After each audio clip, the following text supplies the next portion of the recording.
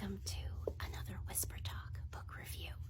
And if you're an OG here, you remember the days when I always did book reviews when I was plopping my hair. Thought I'd bring it back around for this occasion.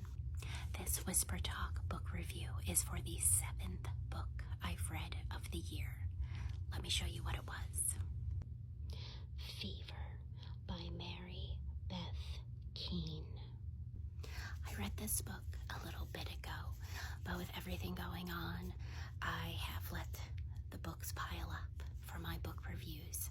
So if you've been waiting for any, I appreciate your patience. But yes, I finished this a while ago, and I received this book as a gift from a lovely TikTok friend. They purchased it from my Amazon wish list, and this had been here a while on my list. And it is about Mary Mallon, who is also known as Typhoid Mary. And I didn't know much about her. I grew up with the phrase Typhoid Mary. I grew up with the concept of one person infecting so many people is nicknamed Typhoid Mary.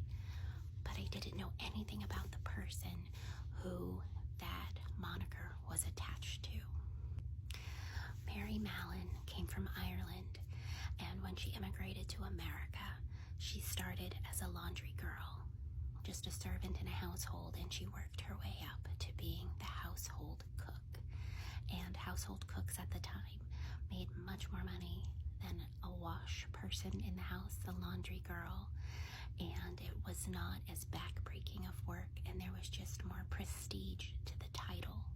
And she was extremely proud of that job, and she was extremely proud of the good food that she put out.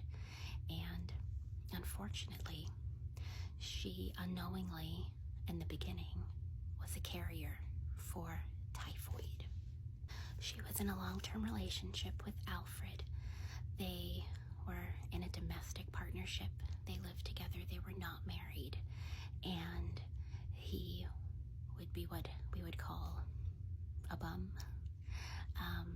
He had a hard time holding down jobs. He drank, and Mary was essentially the breadwinner and in charge of their little family unit and the success of their family unit and their ability to survive. And when all of her world came crashing down, it also affected him and their relationship. Mary infected a good amount of people, not as many people as I would say I assumed, but she, at first, unknowingly infected a lot of people, and this was only documented from a certain period of time on, but she recollected other people getting sick whom she was employed with before these dates started.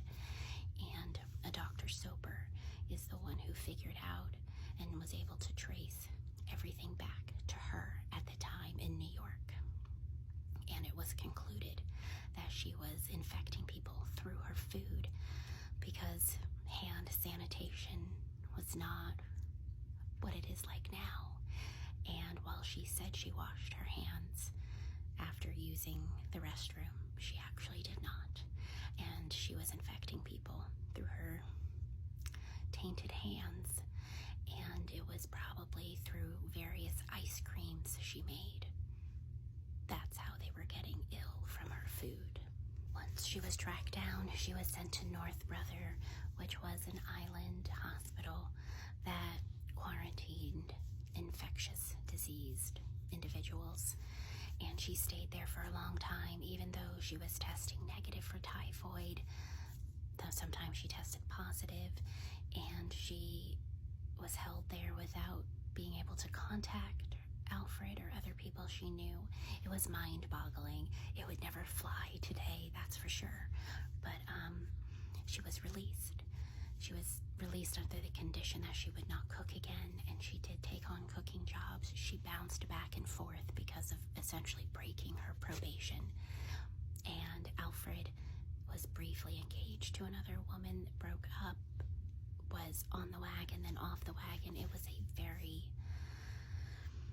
hard life for the both of them, and ultimately she went back to the island and stayed on the island until she passed away. this time, she never actually had any symptoms of typhoid. And during her time on and off the hospital island, there were men who were found to be carriers of typhoid who were involved in some type of food distribution jobs, but they were allowed to stay employed and with their families and were not quarantined on the island because, quote, they had a family to support, so they couldn't go to the island, and they could keep their jobs as long as other people did the work that would have them touching the food or the milk. It was a very unfair situation. Now that I just blabbed about this whole book, I didn't give away any spoilers. Everything is fairly out there already. Just hop onto Wikipedia.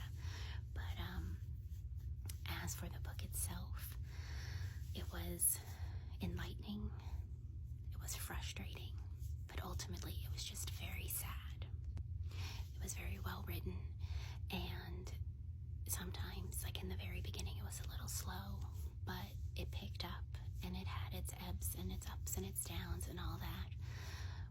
But ultimately, I just closed the book going, how unsatisfying this was. Not the writing, but just everything that happened. And how different things would be now, just from a legal standpoint. And honestly, the phrase Typhoid Mary kind of just feels insulting now. I don't know that I'll use it much anymore, now that I know it's attached to a person, like I always knew, but I didn't know about the person at all. So if you're interested in historical fictions, in learning about Mary Mallon and the story behind